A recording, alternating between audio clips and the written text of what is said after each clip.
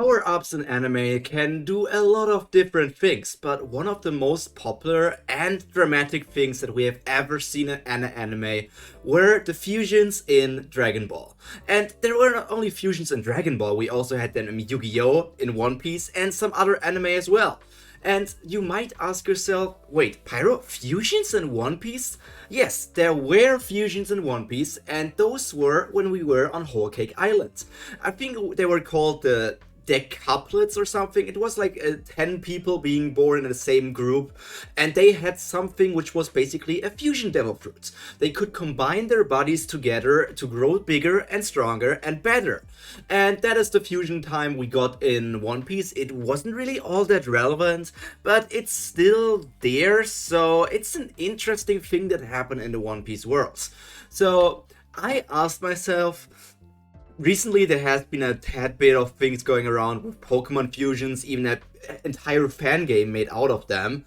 And then I asked myself, is there something similar for One Piece? And then I found this website. While this looks super weird, they just combined two different characters together to show you how they would look combined.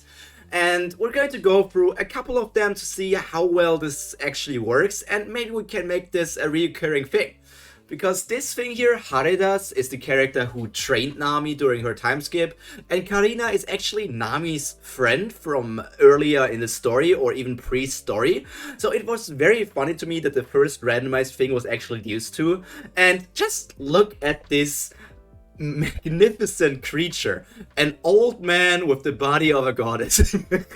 I was also thinking about like the design is just crazy for this, and when you want to combine these personalities, the old man is more a bit in, it's like he cares more about growth of himself and takes care of him and the other people up there in this balloon factory or the balloon island, and Karina only cared about getting more and more money. So they are pretty much the opposites of each other. So if the personalities combine or mix together, I feel like this one would actually be a pretty calm character, because the calmness and the craziness combine into a pretty medium in everything. And when we think about powers, I don't remember if Karina did anything special, but Haredas at least knows how to control the weather, and I guess that's pretty decent to do something, but combat-wise, I don't think that these two are going to get far. But that's not the only character we're going to take a look at today. So let's see what the second fusion will be. Apparently we're staying in One Piece Film Gold, and we are combining Bakara and Hachi. A fish... First of all, this design looks horrific. It's horrifying. Just how the eyes got combined. We only see one eye, and then the giant mouth, and then we have multiple arms behind the back, and then the takoyaki flying around, but also the nice body features from Bakara. And if we combine them, this is obviously a female octopus fishman, but then again they have also eaten the luck devil fruit. Having the higher abilities like strength, durability, and speed and other things from a fishman, and the luck powers from Film Gold, if you watch that, I feel like that could make for a pretty strong character. Hachi himself is not the strongest, even though I'm not sure, is Hachi weak? He only lost against Zoro, we haven't really seen much else from him. So is he weak, or is he just stupid? I would rather go with the stupid thing than say that he's actually weak. So this character could easily take over the East Blue, and then could he win Drum Island? I think he could win in Drum Island, but then with Crocodile, I feel like with Crocodile he would have a she. I think this is a she. Even though it's Hachi and Bakara, I'm not sure if it's a he or a she. So who knows, but I feel like if they were going through the One Piece journey, they would probably stop at Crocodile. Now, let's take a look at the third character. Moribo! Now, this is actually a sick fusion. This is Moria and Sabo. And just the design in itself, I would really love to see this. It's just Moria's skin color, the horn and the hair, and then basically Sabo's clothes and fighting style. Then again, it's also Moria's like color code for the clothes and everything, but it just looks cool in my opinion. And if you combine the Mera Mera no Mi together with the Kage Kage no Mi, I feel like we are in for an incredibly powerful character. How far these two combined can get, if these two arrive, I feel like everything would go the same. Everything would go the same. They could go up to the end with Paramount War and lose there because they wouldn't be powerful enough. Then they would have 2 years training with the vice captain of the Roger Pirates, Rayleigh, and I think actually they would be able to defeat Doflamingo, do everything that they needed to do in Whole Cake Island. Then also Wano, well, I can't really see how strong Sabo is, but if this is Shadow Piece Moria and not Canon Moria, they most likely can actually get through Kaido as well. And then let's see how the other things with Akid are going to turn out.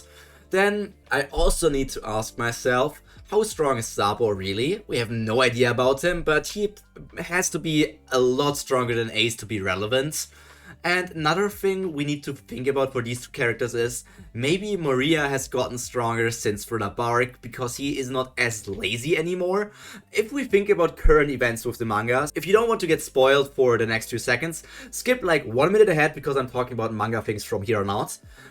Moria apparently is still captured by Blackbeard, but is being rescued by people like Kobe, Garp, and other things. So maybe Moria will join up with them. I don't think that he's going to become a Marine, but if he's going to work together with them, that would be an incredible scenario for me, and I would love to see Garp whip Moria in shape. Because Moria is still he could get a new prime. He could be really relevant for the story. His powers are just so crazy.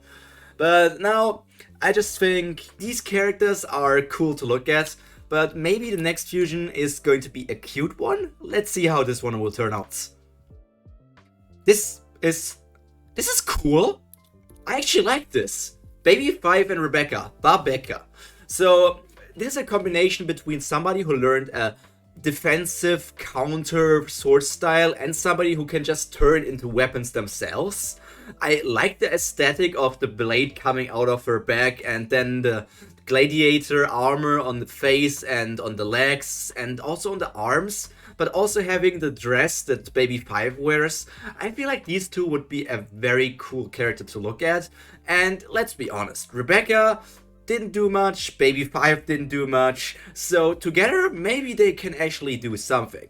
But One Piece is such a crazy story because we have entered such a big stage that if we go back to the early stages of One Piece, this character, a combination between Baby 5 and Rebecca, the user of the arms fruit and just a gladiator who has been trained by the swords fighters of Dressrosa, I think that she could easily get through the entirety of the East Blue. I don't think... This may be controversial, but you can tell me in the comments what you think. Do you think that Rebecca is stronger than Arlong? Do you think that Baby 5 is stronger than Arlong? What would you say? I'm very interested in your opinion. Baby 5 even married Sai, which is a very cool thing that happened in the One Piece story. I like the dynamic that Baby 5 remains relevant just because she actually found somebody that is willing to love her. And then let's just go for the last fusion of today, before we might do shorts about One Piece fusions, or maybe another entire video about it. So let's take a look at this. It's Kid. Kid is such a cool name. I mean, Kid has suffered a bit in the latest times, and technically speaking, if we look at this fusion, the whole Long Arm tribe things just got lost. But let's just think that he's still a Long Arm member. So the Long Arm tribe abilities combined together with the Magnet abilities are going to be interesting because that just means he can create bigger things on himself. Ideo is a pretty strong boxer. I don't know how he compares to the rest of the world because we have only seen him a bit in the Dressrosa arc and nothing besides that. But I think he could have at least gotten to Drum Island, and Crocodile is a bit debatable, but I think he could have put up a good fight against Crocodile.